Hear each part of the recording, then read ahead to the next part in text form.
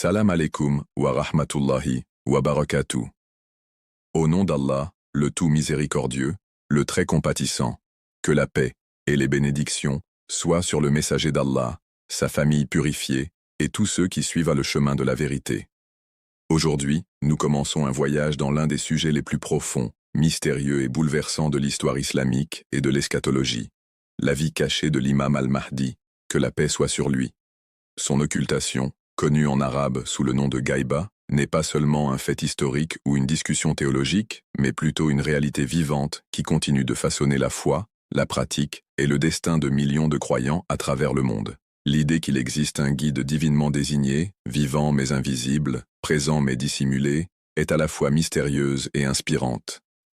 Depuis plus de 1000 ans, le monde vit dans son absence, pourtant sa présence continue d'être ressentie dans les cœurs des fidèles. Ce paradoxe, d'un imam qui existe mais est voilé aux yeux des gens, soulève des questions auxquelles chaque chercheur de vérité doit réfléchir.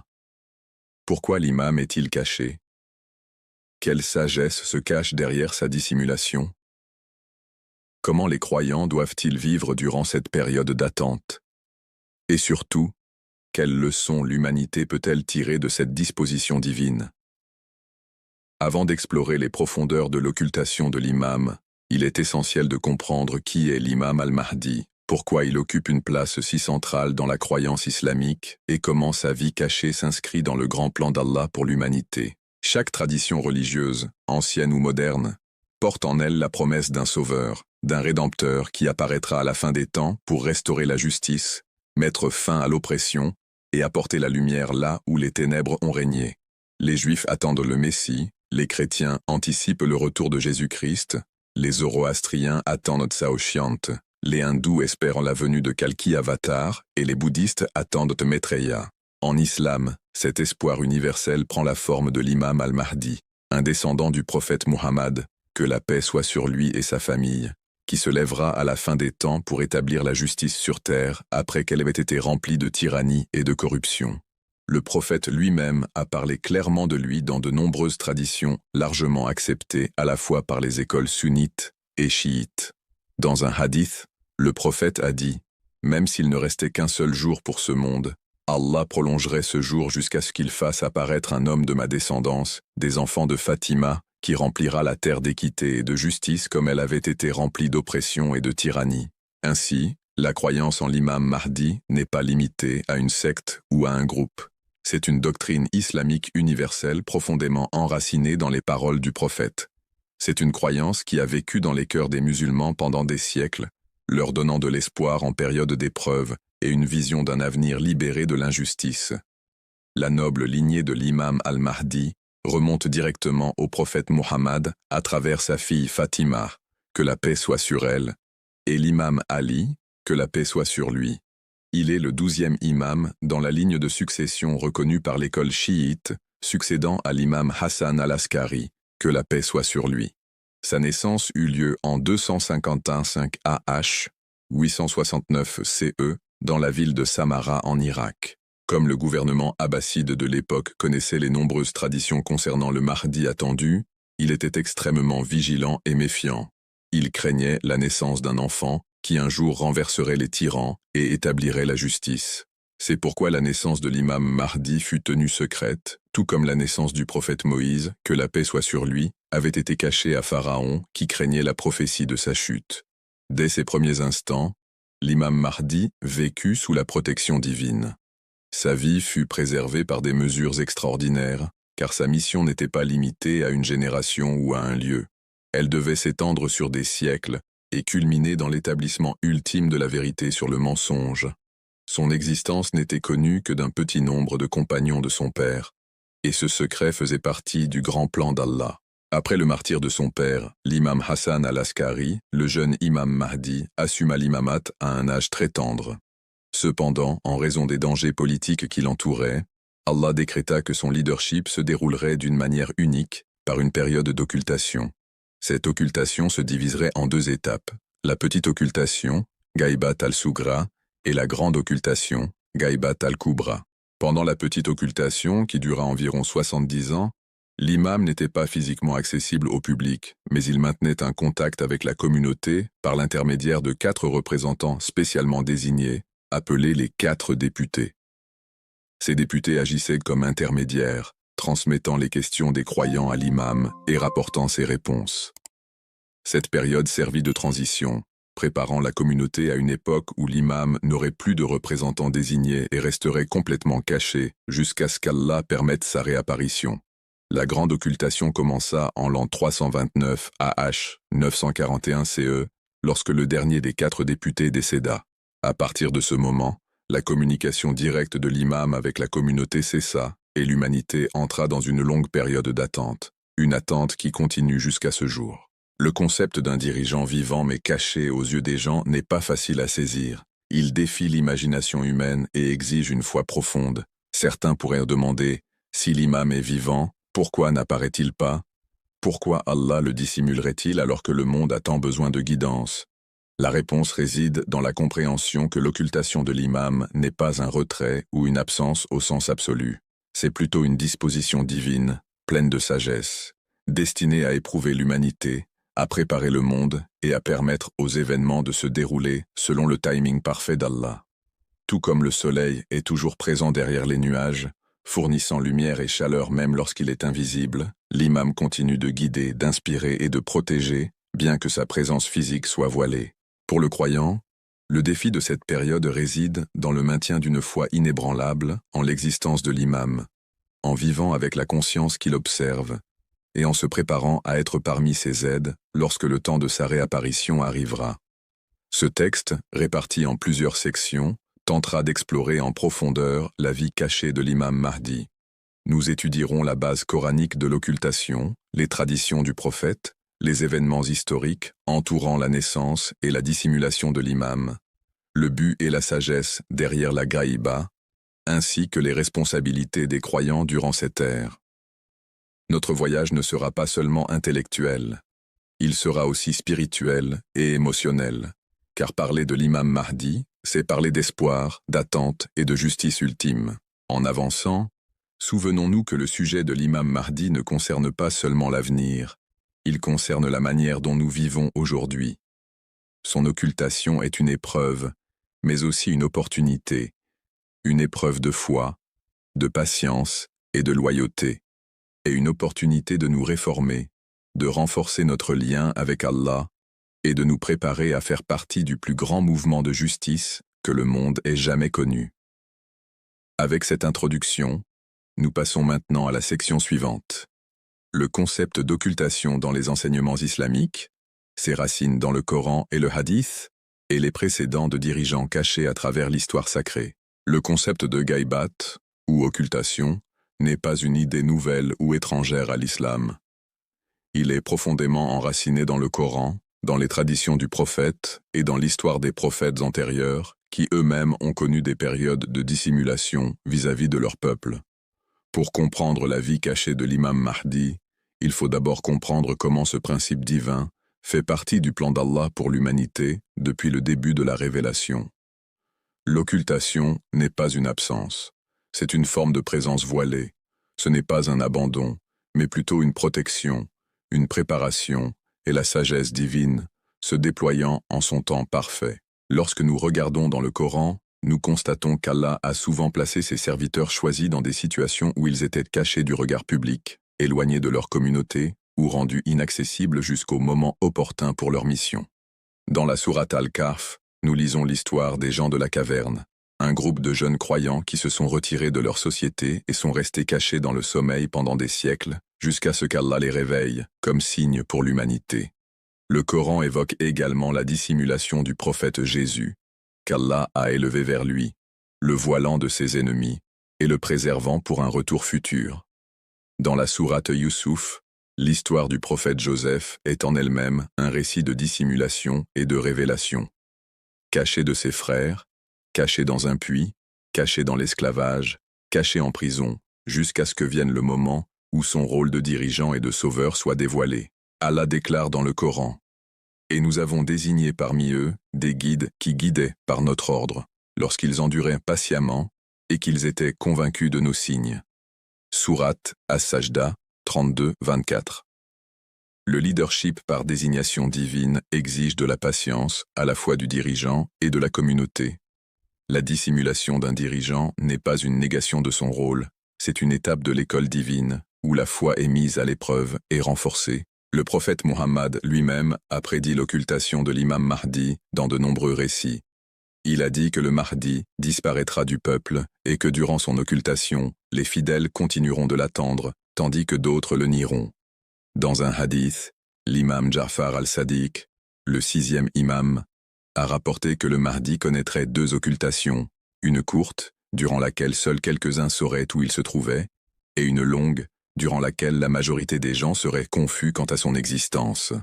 Ces récits établissent les bases de la compréhension chiite de la Gaïba, mais ils ne se limitent pas aux sources chiites. De nombreuses traditions sunnites décrivent également le Mahdi comme caché avant son émergence. Pour comprendre à quel point ce concept est naturel, il faut se rappeler l'histoire des prophètes précédents. Considérons le prophète Moussa, paix sur lui. Dès le début, sa vie a été dissimulée pour sa protection. Pharaon avait été averti qu'un enfant issu des Israélites mettrait fin à sa tyrannie, il ordonna donc le massacre des nouveau-nés mâles. Pourtant, Allah commanda à la mère de Moussa de le déposer dans le fleuve, lui promettant qu'il lui rendrait l'enfant et qu'il en ferait un prophète. Moussa grandit dans la propre maison de Pharaon, caché à la vue de tous, sous la protection du plan d'Allah. Plus tard, lorsque Moussa tua accidentellement un Égyptien, il s'enfuit en exil et vécut éloigné de son peuple pendant des années, caché jusqu'à ce qu'Allah lui ordonne de revenir avec sa mission. Cette dissimulation n'était pas une faiblesse, c'était une préparation. Le prophète Isa, paix sur lui, est peut-être l'exemple le plus direct de Gaïba. Selon le Coran, lorsque les ennemis de Jésus complotèrent pour le tuer, Allah ne leur permit pas de réussir. Au contraire, Allah éleva Isa vers lui, le dissimulant aux hommes, et déclara « Ils ne l'ont ni tué ni crucifié, mais cela leur est apparu ainsi. Au contraire, Allah l'a élevé vers lui. Et Allah est puissant et sage. » Sourate An-Nisa 4, 157-158. Isa fut caché, mais non mort. Sa mission ne fut pas terminée, mais préservée pour un temps futur. Les musulmans croient qu'Isa reviendra à la fin des temps et qu'il se tiendra aux côtés de l'imam Mahdi pour accomplir le triomphe final de la vérité. C'est une preuve puissante que l'idée d'un dirigeant vivant mais caché est parfaitement cohérente avec la pratique divine. Le prophète Yusuf, paix sur lui, a lui aussi connu différentes formes de dissimulation. Ses frères conspirèrent contre lui et le jetèrent dans un puits, le cachant ainsi à leur père. Plus tard, il fut vendu comme esclave et disparut de la connaissance de sa famille. Des années plus tard, il fut emprisonné en Égypte, de nouveau caché du regard public. Chaque étape de dissimulation n'était pas inutile. Elle constituait une préparation à son rôle ultime de trésorier d'Égypte et de sauveur de son peuple. Son histoire est une parabole pour l'imam, celui qui est caché de ses proches, que l'on croit perdu, mais qui émergera un jour dans la grandeur, pardonnant à ceux qui l'avaient abandonné et les guidant avec miséricorde. L'histoire islamique est remplie de ces moments de dissimulation où la sagesse divine voile un dirigeant aux yeux du peuple jusqu'au moment opportun. L'occultation de l'imam Mahdi n'est donc pas un événement isolé. Elle fait partie d'un schéma divin, une sunna d'Allah dans l'histoire. De la même manière que les prophètes avant lui furent cachés pour les protéger du danger, pour les préparer à leur mission ou pour éprouver la foi de leurs partisans, ainsi l'imam Mahdi est-il caché. Il est important de comprendre que la Gaïba n'est pas simplement une absence, c'est une épreuve de loyauté et de foi. Lorsqu'un prophète ou un imam est physiquement présent, la croyance est plus facile, car les gens peuvent voir, entendre et toucher leur guide. Mais lorsque le guide est voilé, la croyance exige conviction, patience et confiance dans l'invisible. Le Coran loue ceux qui croient à l'invisible. C'est le livre au sujet duquel il n'y a aucun doute, une guidée pour les pieux, qui croient à l'invisible, accomplissent la prière et dépensent de ce que nous leur avons attribué. Sourate Al-Baqarah 2, 2, 3. La croyance en l'imam Mahdi, durant son occultation, est donc une forme de croyance en l'invisible, un degré plus élevé de foi. L'histoire montre que les ennemis de la vérité ont toujours cherché à tuer ou réduire au silence ceux qui défendent la justice.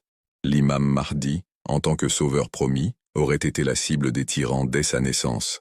Les Abbassides connaissaient la prophétie, tout comme Pharaon connaissait celle de Moïse. Leur surveillance de la maison de l'imam Hassan al-Askari était intense, dans l'espoir d'empêcher l'émergence de l'attendu. Le plan d'Allah fut de le dissimuler, de le placer en gaïba, non par faiblesse mais par force, car sa mission n'est pas pour une époque, mais pour toutes les époques, jusqu'à la fin des temps. Ainsi, le concept de gaïba nous relie directement au Coran, aux histoires des prophètes antérieurs et à l'histoire vivante de l'islam. Il nous enseigne que la dissimulation n'est pas un abandon, que l'absence n'est pas l'inexistence. Elle fait partie d'une tradition divine de protection, de préparation et de dévoilement au moment fixé. De la même manière que la nuit cache l'aube sans pouvoir l'arrêter, ainsi la gaïba de l'imam Mahdi le dissimule temporairement, tandis que son émergence reste certaine et inévitable. L'occultation de l'imam al-Mahdi n'est pas un événement unique, mais plutôt un parcours divisé en deux étapes distinctes. La sagesse d'Allah a déployé la vie cachée de l'imam d'une manière qui a progressivement préparé la communauté musulmane à la grande épreuve de son absence. Ce plan divin commença avec ce que l'on appelle la petite occultation, puis entra dans la longue et continue étape de la grande occultation. Chaque phase porte son propre sens, ses propres défis et ses propres leçons pour les croyants. En méditant sur ces deux phases, nous acquérons une compréhension non seulement de la vie de l'imam, mais aussi de l'éducation spirituelle qu'Allah a placée sur cette Oumma. Lorsque l'imam Hassan al-Askari, le 11e imam, fut martyrisé en 260 de l'Hégire, son jeune fils, Muhammad ibn Hassan, hérita du manteau de l'imamat. À cette époque, les autorités abbassides étaient désespérées de trouver et d'éliminer cet enfant, car elles étaient conscientes des nombreuses traditions prophétiques annonçant l'avènement du Mahdi issu de la descendance du prophète. Tout comme Pharaon avait autrefois ordonné le massacre des nouveau-nés mâles pour empêcher l'ascension de Moussa, les Abbassides surveillaient chaque détail de la maison de l'imam Hassan al-Askari. Ils avaient des espions à l'affût de la naissance d'un enfant, espérant éteindre la lumière avant qu'elle ne brille. Pourtant, Allah, dans sa sagesse, garda l'enfant caché. Seul un petit nombre de compagnons de confiance furent témoins de sa naissance. Ce secret était essentiel, car sa mission n'était pas immédiate. Le monde n'était pas prêt, et les gens de son époque n'étaient pas encore capables de porter le poids de sa révolution. Après le martyre de son père, le jeune imam assuma le leadership, mais son autorité différait de celle des imams précédents. Il ne pouvait apparaître ouvertement, car le danger était trop grand. Pourtant, Allah ne laissa pas la communauté sans direction. L'imam maintint la communication avec ses partisans par l'intermédiaire de représentants spécialement désignés. Ce fut le début de la petite occultation, une période d'environ 70 ans, durant laquelle l'imam demeurait caché aux yeux des masses, mais restait accessible indirectement. Le système des délégués est l'un des aspects les plus fascinants de l'histoire islamique. Ces représentants, connus sous le nom des 4 représentants ou des 4 saphirs, étaient des hommes pieux, dignes de confiance et profondément dévoués. Ils servèrent de canaux entre l'imam caché et sa communauté. Chaque fois que les croyants avaient des questions, des différends ou des besoins, ils les soumettaient aux représentants, qui les transmettaient ensuite à l'imam. L'imam répondait, et les réponses étaient relayées à la communauté. Cela préservait le lien entre l'imam et l'Oumma tout en assurant sa sécurité physique. Le premier de ces représentants fut Uthman ibn Saïd al-Amri, un proche compagnon de l'imam al-Hadi et de l'imam Hassan al-Askari. Il avait été digne de confiance pendant des années et était reconnu pour son honnêteté et sa loyauté. Après sa mort, son fils, Abu Ja'far Muhammad ibn Uthman, devint le deuxième représentant. Son service dura plusieurs décennies, au cours desquelles il guida la communauté chiite selon les instructions de l'imam. Le troisième représentant fut Abu al-Qasim Hussein ibn Ruh al-Naubarti, un homme de savoir et de grande piété, qui porta le fardeau du leadership avec sagesse en période de pression politique. Enfin, le quatrième représentant fut Abu al-Hassan Ali ibn Muhammad al-Samari. Il servit fidèlement jusqu'en 329 de l'Hégire. Chacun de ces hommes fut directement désigné par l'imam, et leur nomination fut reconnue par la communauté. Par leur intermédiaire, l'imam émettait des édits, clarifiait les règles religieuses et tranchait les différends. Ce système permettait à l'imam de conserver son autorité sans se dévoiler aux tyrans. Il servait aussi un autre objectif important. Il accoutumait progressivement la communauté chiite à vivre sans accès direct à leur imam. Pendant plus de 2 siècles, les imams d'Ahlul Bayt avaient été présents parmi les gens, enseignant, guidant et les conseillant ouvertement ou semi-ouvertement. Rompre soudainement tout contact aurait été un choc trop lourd à supporter. La petite occultation agissait comme un pont, une transition douce, préparant les cœurs des croyants à l'épreuve plus longue qui allait suivre.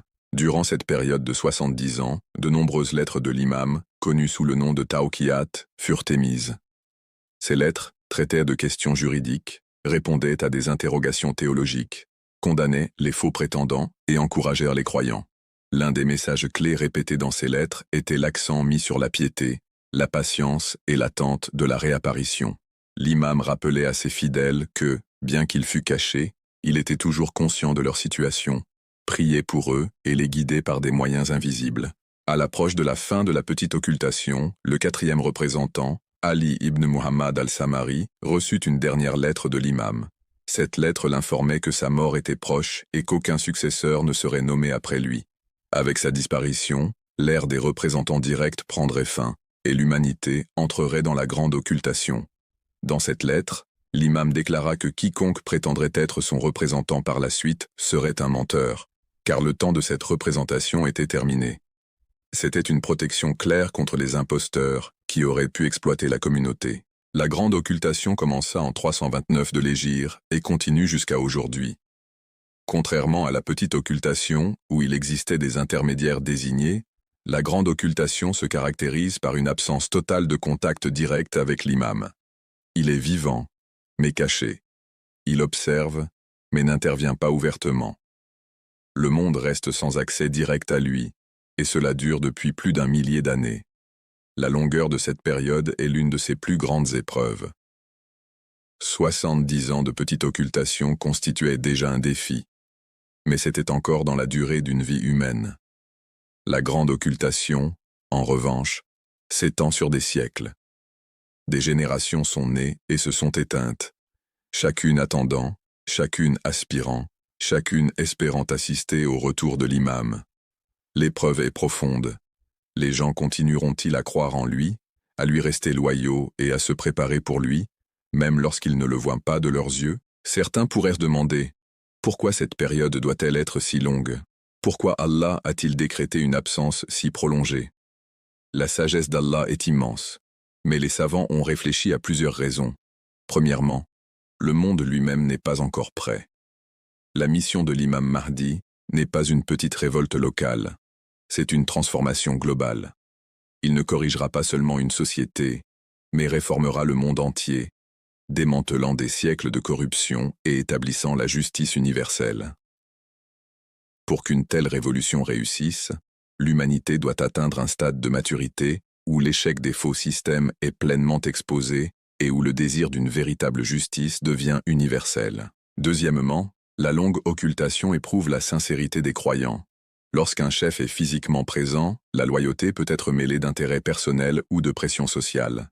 Mais lorsqu'un chef est invisible, seule la véritable foi entretient la dévotion. Croire en l'imam caché, rester ferme en son absence et vivre selon ses enseignements même lorsqu'il n'est pas visible, voilà les marques d'un engagement authentique.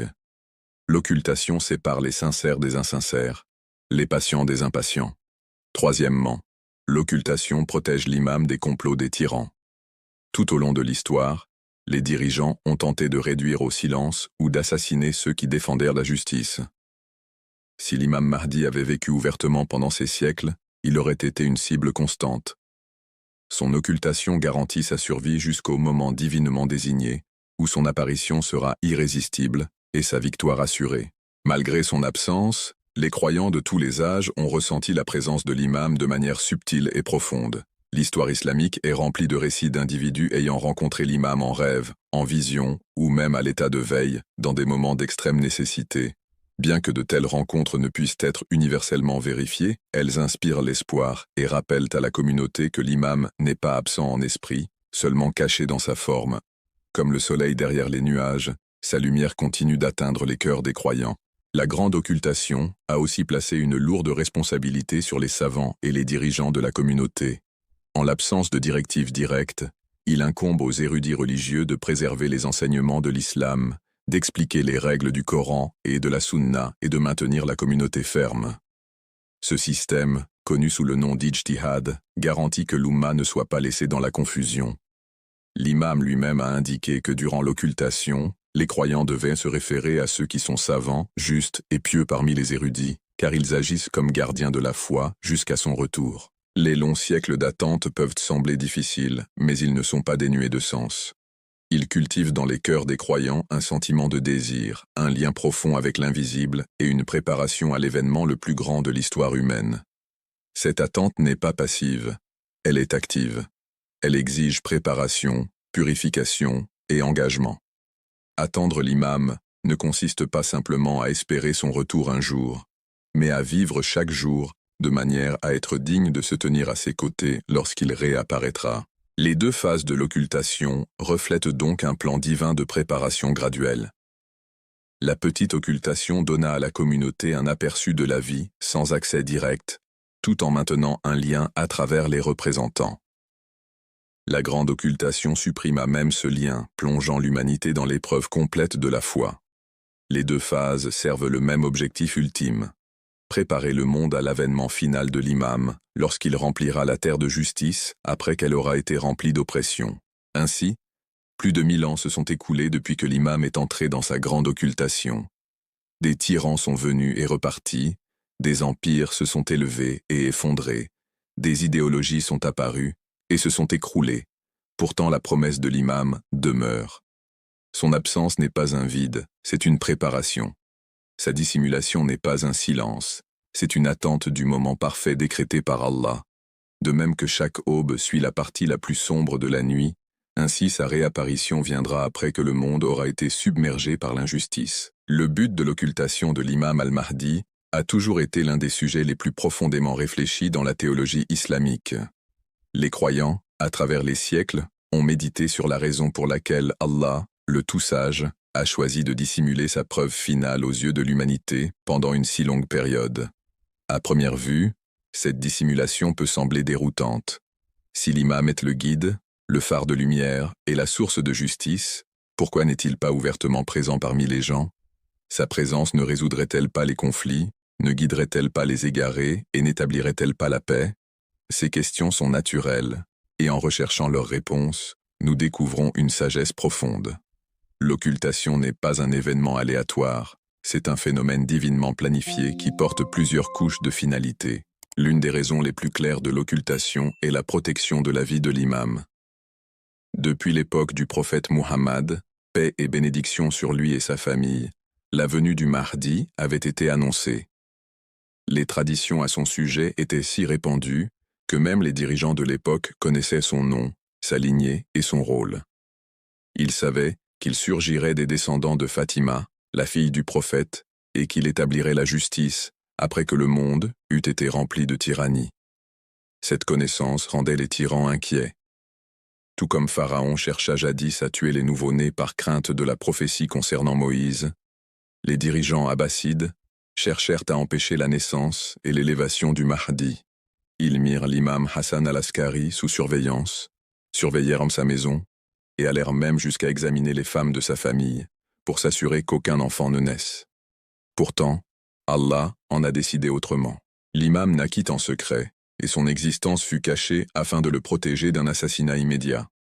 S'il était apparu ouvertement dans son enfance ou sa jeunesse, les dirigeants de l'époque n'auraient pas hésité à le tuer, et l'humanité aurait perdu la preuve finale d'Allah avant même le début de sa mission. Ainsi, l'occultation sert de bouclier, préservant sa vie jusqu'au moment fixé par Allah. Au-delà de la protection physique, l'occultation remplit aussi une fonction spirituelle et éducative pour la communauté musulmane. Pendant des siècles, les musulmans eurent la présence directe de leurs imams. Même sous la persécution, les imams d'Ahlul Bayt étaient disponibles pour guider, enseigner et répondre aux questions. Avec l'occultation, cet accès direct fut retiré. Pourquoi? Parce qu'Allah voulait que la communauté mûrisse, qu'elle apprenne à se reposer sur les enseignements fondamentaux de l'islam, le Coran et la Sunna, et qu'elle développe des systèmes de savoir capables de préserver la religion. La dissimulation de l'imam créa une nécessité pour les savants de se lever, de pratiquer l'ijtihad et de protéger la foi contre la déformation. Sans cette responsabilité, la communauté serait restée dépendante, toujours en attente de réponses directes, sans jamais apprendre à grandir. Tout comme un enseignant se retire finalement pour permettre à ses élèves d'appliquer leurs connaissances, l'occultation de l'imam permet à l'Oumma de démontrer sa capacité à maintenir l'islam. Un autre but réside dans l'épreuve de la foi. La croyance en l'invisible est un principe central de l'islam. Le Coran commence par louer ceux qui croient en l'invisible, les déclarant comme les gens de taqwa. L'occultation de l'imam met cette croyance en pratique. Rester ferme dans la dévotion à un guide que l'on ne peut pas voir, continuer à se préparer à son retour même après des siècles d'attente, exige une sincérité profonde qui ne peut être feinte. Quand un dirigeant est visible, les gens peuvent le suivre par pression sociale, par avantage politique ou par peur d'exclusion. Mais quand le dirigeant est invisible, seule la conviction authentique soutient la loyauté. Ainsi, l'occultation sépare les véritables croyants des prétentieux.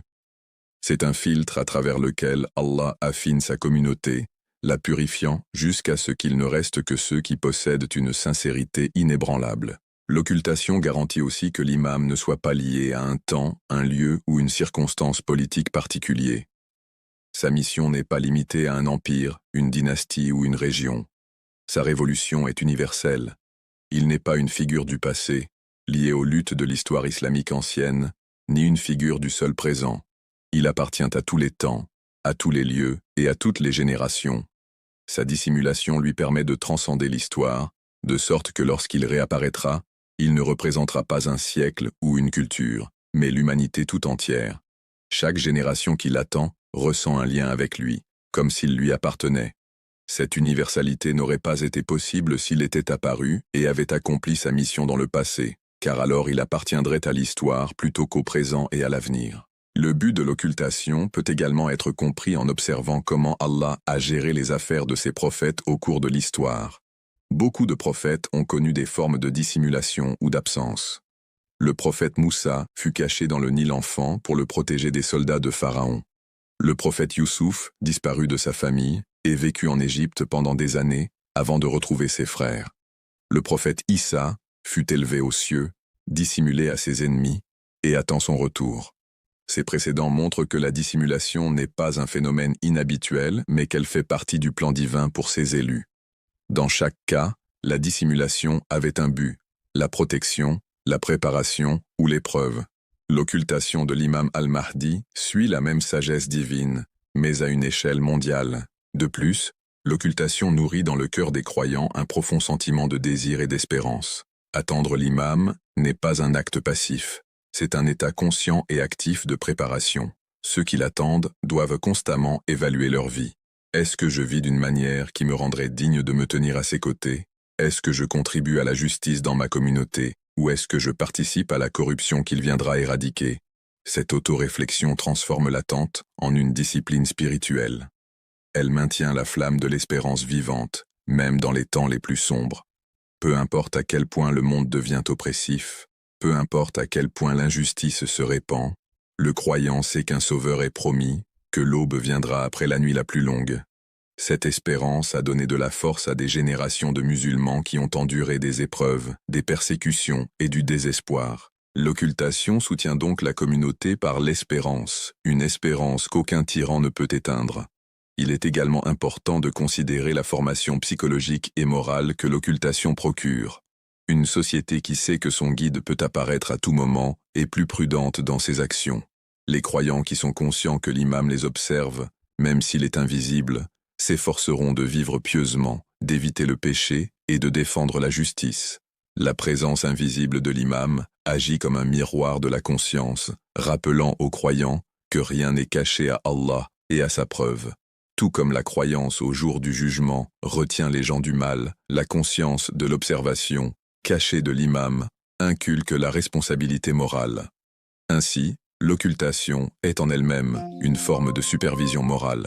Une autre sagesse réside dans la préparation du monde à une révolution d'une ampleur sans précédent. L'imam al-Mahdi ne réformera pas simplement un État corrompu, il transformera le globe entier.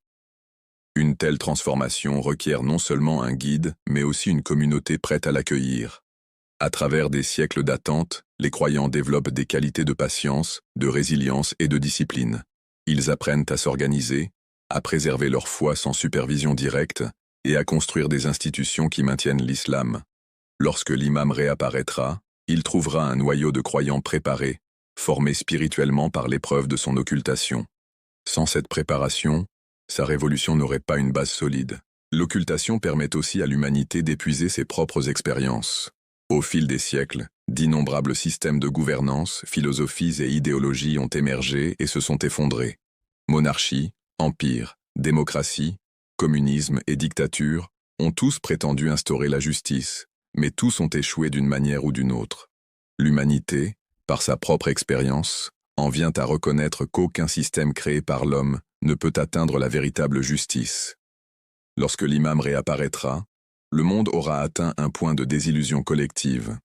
Cette préparation, née de la déception, rendra l'humanité plus réceptive au système divin de gouvernance que l'imam al-Mahdi établira.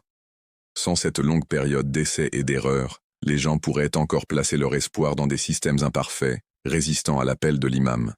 Ainsi, l'occultation permet à l'histoire humaine de se dérouler jusqu'à un point où le besoin de direction divine devient indéniable. En outre, l'occultation préserve l'unicité et la sainteté de la mission de l'imam. S'il était apparu prématurément, sa révolution aurait pu être réduite à l'échelle d'une rébellion régionale, soumise aux limites politiques de son époque. En restant caché, il évite de s'enliser dans des luttes temporaires. Sa réapparition ne sera pas un soulèvement ordinaire, mais un événement décrété divinement, avec un impact universel. Le moment sera tel que son succès est garanti, car il s'alignera avec la volonté d'Allah et la préparation de l'humanité. On dit aussi dans les traditions que l'un des buts de l'occultation est de rappeler aux croyants leur dépendance à Allah seul. Trop souvent, les gens attachent leur foi aux personnalités plutôt qu'aux principes. Ils peuvent se reposer sur la présence physique d'un guide plutôt que sur la guidance éternelle de Dieu. L'occultation brise cette dépendance. Elle oblige la communauté à renforcer sa relation directe avec Allah, à s'attacher au Coran et à vivre selon les enseignements du prophète sans dépendre d'un rappel constant. Lorsque l'imam reviendra enfin, il trouvera une communauté qui aura appris à s'ancrer dans les principes divins, prête à le suivre non par habitude, mais par conviction véritable. L'occultation n'est donc pas un vide, mais un champ d'activité caché, de croissance et de préparation. Bien que l'imam soit invisible, son influence est réelle. Les croyants rapportent d'innombrables expériences de son aide, de sa guidance et de sa protection invisible. Tout comme le soleil caché derrière les nuages continue de donner lumière et chaleur, l'imam en occultation continue d'illuminer les cœurs et de guider les fidèles. Sa dissimulation est un voile, non une absence. Toutes ces couches de sagesse révèlent que l'occultation n'est pas un problème à résoudre, mais un terrain divin d'entraînement. C'est un bouclier pour protéger l'imam, une épreuve pour purifier les croyants, une préparation à une mission mondiale et une étape permettant à l'humanité d'épuiser les systèmes illusoires. Elle entretient l'espérance, renforce la foi dans l'invisible et cultive la responsabilité.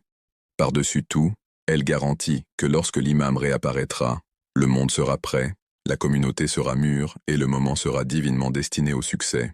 La sagesse de l'occultation de l'imam al-Mahdi est l'un des aspects les plus profonds de la croyance islamique, car elle révèle comment Allah, dans sa science infinie, orchestre les événements non seulement pour une époque ou une génération, mais pour l'ensemble de l'humanité.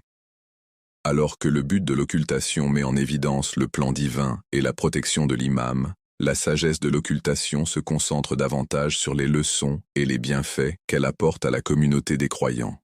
C'est là que nous commençons à comprendre que l'absence de l'imam n'est pas simplement une perte, mais plutôt une méthode divine de préparation, de formation et d'éveil de l'Oumma. L'occultation elle-même est un maître, un guide silencieux mais puissant, qui façonne le caractère spirituel, social et intellectuel des musulmans, qui attendent leur sauveur. Si nous imaginions un instant que l'imam était apparu immédiatement après sa naissance ou durant ses jeunes années, nous réaliserions rapidement les dangers et les limites d'un tel scénario. La communauté musulmane de cette époque était profondément divisée, en proie à des rivalités politiques et accablée par l'oppression constante de dirigeants tyranniques. Les califes abbassides, effrayés par les traditions annonçant la venue d'Al-Mahdi, imposèrent de sévères restrictions à la famille du prophète. Ils surveillaient étroitement l'imam Hassan al-Askari, sachant que de sa lignée viendrait le sauveur promis. Dans un tel climat, si l'imam s'était révélé ouvertement, la probabilité de son assassinat immédiat aurait été très élevée. Plus importante encore, le monde lui-même n'était pas prêt à le recevoir. Les gens n'étaient pas encore assez mûrs spirituellement, ni l'ordre mondial aligné de manière à soutenir sa mission universelle. La sagesse du retard de l'apparition est donc de donner à l'humanité le temps d'évoluer, d'atteindre un stade où l'appel de l'imam al-Mahdi pourra résonner universellement. L'histoire démontre que les grandes transformations exigent à la fois un guide et un peuple préparé. Lorsque le prophète Moussa s'éleva contre Pharaon, il ne fut pas immédiatement soutenu même par son propre peuple, dont beaucoup doutèrent de lui et regrettaient les conforts de l'esclavage. Lorsque le prophète Isa transmit son message, il fut rejeté par nombre de ses contemporains. Même le saint prophète Muhammad, bien qu'étant le sceau des prophètes, dut affronter une résistance pendant plus d'une décennie à la Mecque avant que les bases d'une communauté ne puissent être établies à Médine. Ces exemples montrent que le moment choisi est crucial. Si les gens ne sont pas préparés, même le guide le plus parfait ne peut établir la justice. C'est pourquoi l'occultation est en elle-même un acte de sagesse divine.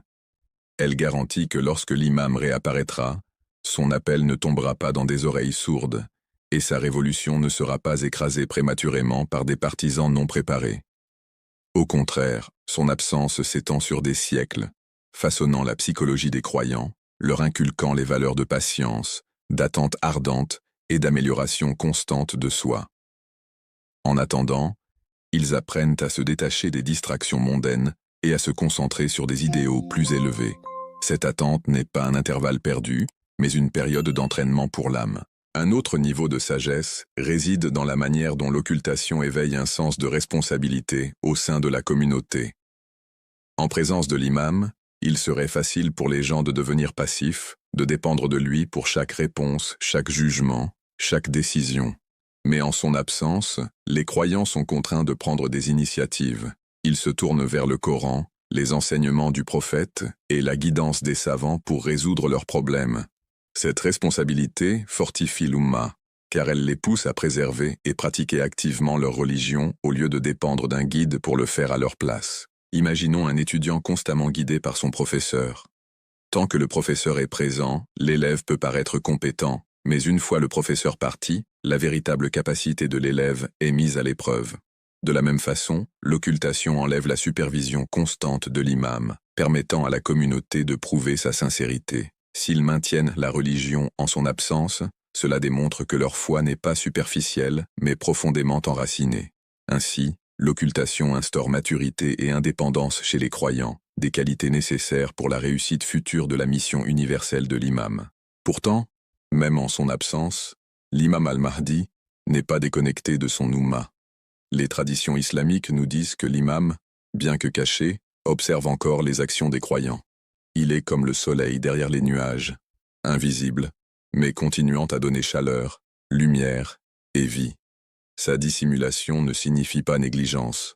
Il demeure le berger spirituel de la communauté, guidant, soutenant et intervenant de manière qui dépasse la perception ordinaire. De nombreux croyants sincères, à travers l'histoire, ont rapporté des expériences personnelles où ils ont ressenti son aide, voire l'ont rencontré dans des circonstances extraordinaires. Ces récits rappellent que l'imam n'est pas une figure abstraite de l'avenir, mais une présence vivante qui continue de veiller sur ses partisans depuis l'invisible. La sagesse de cette disposition est qu'elle renforce la conscience des croyants vis-à-vis de leurs responsabilités. Savoir que l'imam les observe, même s'il est caché, inspire les musulmans à rester fermes dans la droiture. Cela cultive un état de discipline intérieure, car ils comprennent que chaque action les rapproche ou les éloigne de leur guide attendu. Contrairement aux dirigeants terrestres, souvent trompés par les apparences, l'imam voit la réalité des cœurs. Cette conscience pousse les croyants à purifier leurs intentions, à vivre avec sincérité et à tendre constamment vers l'excellence morale. Un autre aspect de la sagesse de l'occultation est qu'elle personnalise la relation entre l'imam et ses partisans. En son absence physique, nul ne peut revendiquer une proximité exclusive avec lui en vertu de sa lignée, de sa richesse ou de sa position sociale. La seule voie d'approche est celle des actes personnels. Chaque croyant, quel que soit son statut, a une opportunité égale de renforcer son lien avec l'imam. Un homme pauvre dans un village reculé peut être plus proche spirituellement de l'imam qu'un riche dans les centres du pouvoir. Cette démocratisation de la proximité spirituelle est l'une des bénédictions cachées de l'occultation. Elle déplace l'attention des apparences extérieures vers les réalités intérieures. Ce qui compte n'est pas ce que nous sommes extérieurement, mais la sincérité avec laquelle nous vivons pour Allah et nous préparons au retour de l'imam. Si nous considérons l'effet collectif de ces sagesses, nous voyons comment l'occultation a façonné le monde musulman à travers les siècles. Malgré l'absence de leur guide visible, les musulmans ont préservé leur foi, développé des systèmes de savoir et établi des centres de connaissances. L'occultation a donné naissance à des traditions d'apprentissage, de débat et d'ijtihad qui ont enrichi la civilisation islamique. Ce n'était pas un hasard, mais le reflet de la sagesse divine. En retirant la présence directe de l'imam, Allah a permis à la communauté d'exercer ses facultés intellectuelles, de faire face aux défis et de renforcer ses institutions. Ces développements assurent que lorsque l'imam réapparaîtra, il héritera d'une communauté dotée de la maturité et de la résilience nécessaires pour soutenir sa mission. La sagesse de l'occultation a aussi une dimension psychologique. Les êtres humains sont souvent plus motivés par l'espérance que par une gratification immédiate. L'attente prolongée de l'imam crée un puissant sentiment d'anticipation qui transcende les générations. Chaque croyant ressent que l'imam peut apparaître de son vivant, et cet espoir façonne ses actions. Il les motive à se réformer, à contribuer à leur communauté et à rester vigilants face à la corruption. Cette attente devient une force unificatrice à travers le temps et l'espace, reliant les cœurs des croyants de chaque époque. De plus, l'occultation empêche que l'imam ne soit réduit à une simple figure politique. S'il était apparu dans le passé, il aurait été jugé dans le contexte particulier de cette époque, associé à ses luttes et à sa politique. Sa mission aurait pu être mal comprise comme une rébellion de plus. Mais en demeurant caché, il transcende les limites historiques. Lorsqu'il apparaîtra enfin, il ne sera pas attaché à l'identité d'une seule nation ou d'un seul groupe, mais se présentera comme un guide universel, appartenant à toute l'humanité. Cette universalité n'est possible que grâce à la sagesse de l'occultation. En résumé, la sagesse de l'occultation peut être comprise à plusieurs niveaux. Elle garantit le bon moment de l'apparition de l'imam afin que l'humanité soit spirituellement et socialement préparée. Elle inculque un sens de responsabilité à la communauté, forçant les croyants à défendre activement l'islam au lieu d'être passifs. Elle maintient le lien de l'imam avec son umma, leur rappelant qu'il observe leurs actions et prend soin d'eux depuis l'invisible. Elle personnalise et démocratise la relation entre l'imam et ses partisans, faisant des actes le véritable critère de proximité. Elle cultive l'espoir, l'attente et l'unité à travers les générations. Elle empêche que l'imam soit limité à un contexte historique particulier, garantissant son universalité. Tous ces éléments révèlent que l'occultation n'est pas une absence, mais une bénédiction cachée.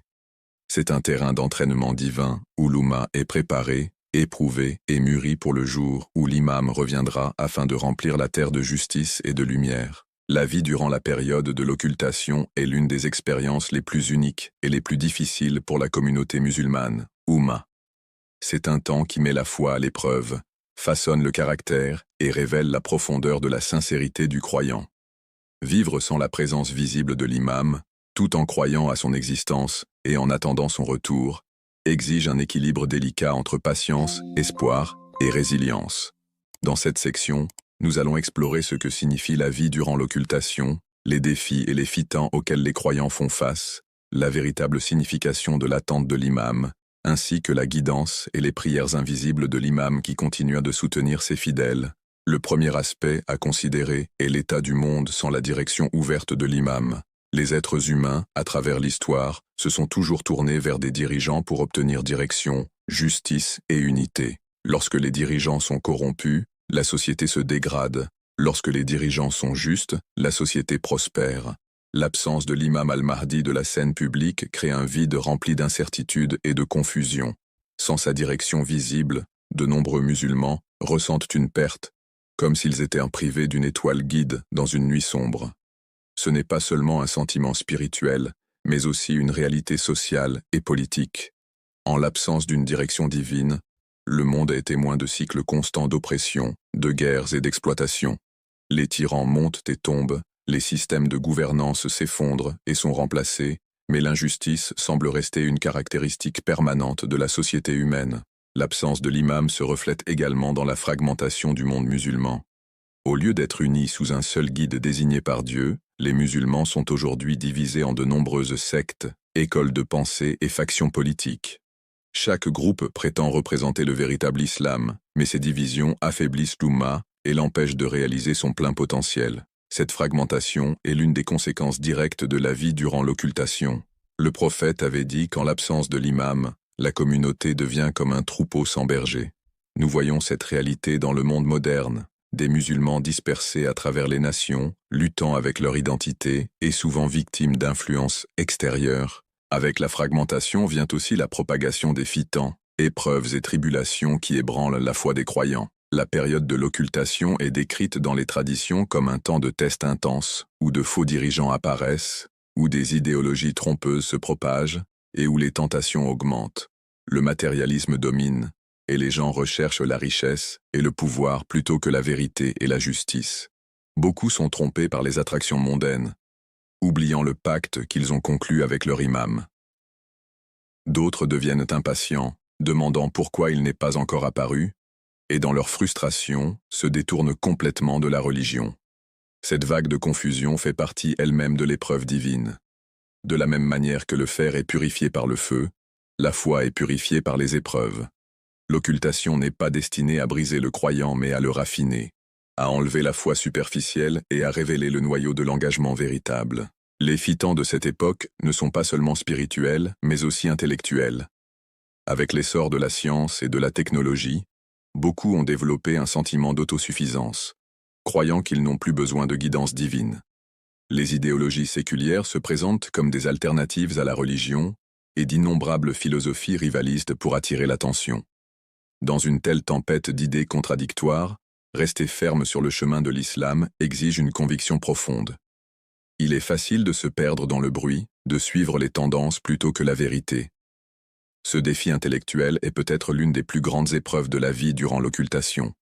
Les croyants doivent apprendre à distinguer entre la véritable connaissance et les récits trompeurs, entre l'éclat temporaire du monde et la lumière éternelle de la sagesse divine. Face à ces épreuves, le concept d'intizar, l'attente de l'imam, devient la pratique spirituelle centrale de cette ère. Mais attendre ne signifie pas espérer passivement. Dans les enseignements islamiques, attendre l'imam est décrit comme la forme la plus vertueuse d'adoration. Cette attente est active, non passive. Elle signifie se préparer spirituellement, moralement et socialement à son arrivée. Elle signifie vivre comme s'il pouvait apparaître à tout moment, garder son cœur éveillé et ses actions alignées sur la mission de justice. La véritable attente est comme l'attitude d'un soldat qui reste vigilant à la frontière, prêt au signal pour défendre sa terre. Le soldat ne dort pas, ni ne néglige son devoir, simplement parce que l'ennemi n'a pas encore attaqué. Il reste prêt à tout moment. De la même manière, le croyant à l'ère de l'occultation doit rester vigilant, s'améliorant constamment et servant sa communauté, afin que, chaque fois que l'imam apparaît, il soit prêt à répondre à l'appel. L'attente donc n'est pas simplement un désir émotionnel, c'est une discipline de vie. Elle consiste à transformer toute son existence en une préparation à l'imam. Le sens de l'attente a aussi une dimension sociale. Il ne suffit pas que les individus se préparent seuls. La communauté dans son ensemble doit cultiver la justice, la connaissance et l'unité pour pouvoir soutenir l'imam à son retour. Cela signifie établir des institutions qui préservent les enseignements islamiques, promouvoir la justice dans la société et résister à la corruption sous toutes ses formes. Attendre l'imam, c'est agir comme son représentant en son absence, incarner ses valeurs, diffuser son message et défendre les opprimés. Vu sous cet angle, l'attente devient un concept révolutionnaire. Ce n'est pas un espoir passif de changement, mais une participation active à la construction des fondations de ce changement. Une autre dimension importante de la vie durant l'occultation est la guidance invisible et les prières de l'imam pour ses fidèles. Bien qu'il soit caché, il n'est pas absent. Tout comme le soleil continue de briller derrière les nuages, l'imam continue d'illuminer les cœurs des croyants, même s'ils ne peuvent pas le voir. Il est conscient des luttes de sa communauté, et il prie constamment pour elles. Ces prières ne sont pas ordinaires, elles sont les supplications d'un guide désigné par Dieu dont la proximité avec Allah donne à ses paroles une puissance immense. De nombreux récits nous disent que l'imam prie pour la sécurité, le pardon et la guidance de ses fidèles. Ses prières agissent comme un bouclier, protégeant la communauté de l'effondrement total malgré les épreuves intenses de cette ère. Les croyants ne réalisent souvent pas combien de calamités ont été évitées ou combien d'aides cachées ils ont reçues grâce aux supplications de l'imam. Son rôle, bien que caché, est vital pour la survie de l'Oumma. Sans son intercession, l'obscurité de cette époque submergerait totalement les croyants. L'imam offre aussi une guidance de manière subtile et souvent inaperçue. L'histoire est remplie de récits où des individus ont ressenti une inspiration soudaine, trouvé des solutions à des problèmes ou échappé miraculeusement à des dangers, qu'ils ont ensuite attribués à l'intervention de l'imam caché. Même si tout le monde ne vit pas de telles expériences directement, la survie et la résilience générale de l'Ummah musulmane à travers des siècles d'oppression et de difficultés témoignent de son rôle protecteur. En ce sens, la présence cachée de l'imam n'est pas un vide, mais une réalité active et puissante. Pour le croyant, cette connaissance doit créer à la fois réconfort et responsabilité. Réconfort, car il sait qu'il n'est pas seul. Son imam veille, prend soin et prie pour lui. Responsabilité, car il comprend que ses actions contribuent à la proximité ou à l'éloignement de sa relation avec l'imam. Chaque péché crée une barrière, tandis que chaque acte de bonté renforce le lien. Cette conscience transforme la vie quotidienne en un voyage sacré, où chaque décision devient une opportunité d'honorer la mission de l'imam ou de la trahir. En conclusion, la vie durant l'occultation est une vie d'épreuve, de responsabilité et d'espoir.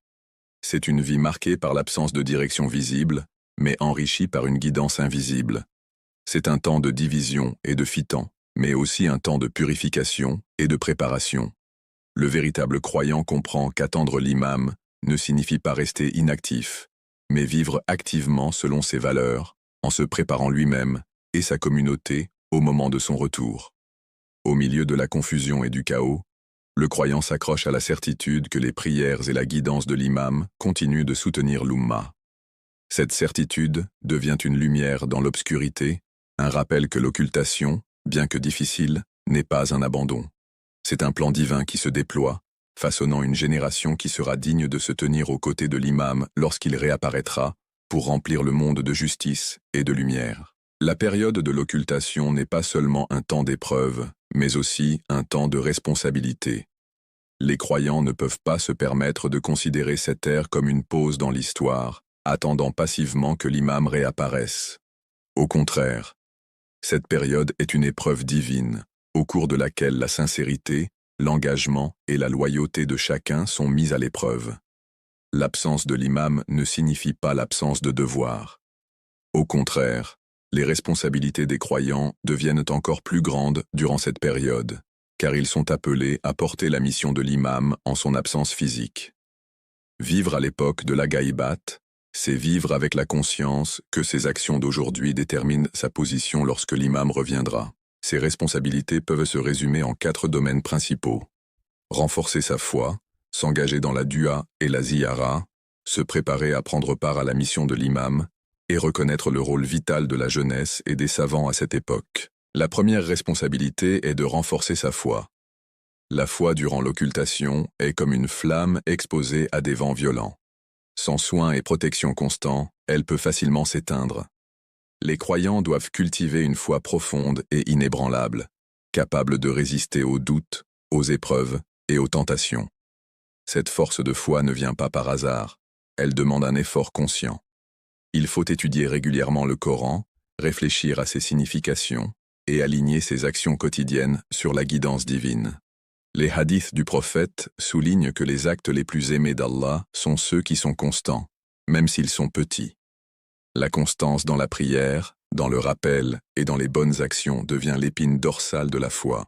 La foi n'est pas simplement la croyance en l'imam occulté, mais la croyance dans le système divin qu'il représente.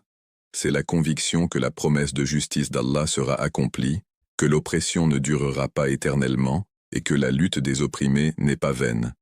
Une telle foi donne un sens à la patience et à la résilience. Elle transforme le désespoir en espoir et fait de l'attente de l'imam un acte de courage. Renforcer la foi exige aussi de bâtir une résistance aux défis intellectuels. À l'ère moderne, des idéologies qui nient Dieu, sapent la moralité ou réduisent la vie humaine à la consommation matérielle sont répandues. Le croyant doit développer la capacité d'analyser ses idées de façon critique, de protéger son cœur des doutes et de préserver la pureté de la croyance dans un environnement sceptique. La deuxième responsabilité est de reconnaître le rôle central de la dua et de la ziyara à cette époque. La dua n'est pas seulement un rituel, c'est le pont entre le croyant et l'imam invisible.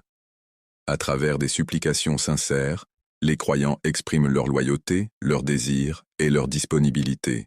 Des invocations particulières, telles que la Dua al-Faraj et la Dua al-Ahd, ont été préservées dans la tradition pour aider les croyants à renouveler chaque jour leur pacte avec l'imam.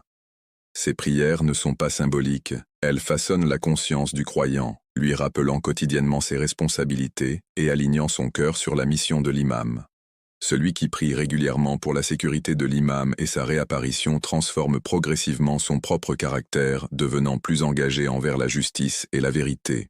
La ziyara, ou la visite des sanctuaires des Ahlul Bayt, joue également un rôle crucial. Elle relie les croyants à l'héritage de ceux qui ont sacrifié leur vie pour la vérité. Quand un croyant visite le mausolée de l'imam Hussein, à Ilz, par exemple, il se rappelle que l'imam de son temps attend de lui la même loyauté et le même courage.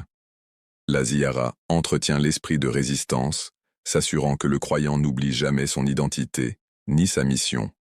Ainsi, la dua et la ziyara deviennent des outils de résilience spirituelle durant l'occultation. Elles rappellent aux croyants que même si l'imam est caché, le chemin est clair et le lien reste vivant. La troisième responsabilité est la préparation. Se préparer à devenir partie prenante de la mission de l'imam. Le retour de l'imam n'est pas un événement isolé. Il requiert des gens prêts à le soutenir, à combattre à ses côtés et à établir la justice sur terre. Les narrations parlent des 313 compagnons qui se tiendront auprès de l'imam à son retour. Ces individus ne seront pas choisis au hasard. Ils seront ceux qui se seront préparés durant des années par une discipline spirituelle, une excellence morale et un service social. Se préparer à la mission de l'imam signifie développer le courage, la connaissance et l'altruisme. Cela signifie se libérer des désirs égoïstes et consacrer sa vie à un but supérieur. La mission de l'imam est universelle. Elle vise à déraciner la tyrannie, l'oppression et la corruption. Pour en faire partie, il faut cultiver des qualités de leadership, de sacrifice et de compassion. Celui qui ne peut pas maîtriser sa colère, son avidité ou sa paresse ne peut espérer servir dans une telle mission. La préparation commence donc par soi-même, mais elle s'étend aussi à la société. Les croyants doivent œuvrer pour établir la justice dans leur communauté, défendre les opprimés, promouvoir la vérité et résister aux mensonges. Ce faisant, ils deviennent de petits reflets de la mission plus vaste de l'imam, prêts à élargir leurs efforts lors de son retour. Enfin, les rôles des jeunes et des savants sont centraux à l'époque de la Ghaibat. La jeunesse incarne l'énergie, la passion et la créativité. Ce sont eux qui peuvent propager le message de l'islam avec vitalité, qui peuvent se dresser contre l'oppression avec courage, et qui peuvent adapter les principes intemporels de l'islam aux nouveaux défis. L'histoire montre que les révolutions sont souvent menées par des jeunes dont les cœurs sont purs et les esprits intacts. La mission de l'imam nécessitera aussi de tels jeunes, des individus intrépides, dévoués et prêts à tout sacrifier pour la vérité. Pour cette raison, la responsabilité de la jeunesse aujourd'hui est immense. Elle doit utiliser son énergie pour apprendre, agir et servir. Elle doit résister aux tentations de la culture moderne qui cherche à la distraire par des plaisirs superficiels et consacrer sa vie à la préparation de l'imam. Les savants, quant à eux, incarnent la sagesse, la connaissance et la continuité. Durant l'occultation, l'absence de la guidance directe de l'imam est compensée par la guidance des savants qui préservent et expliquent les enseignements du Coran et des Ahlul Bayt.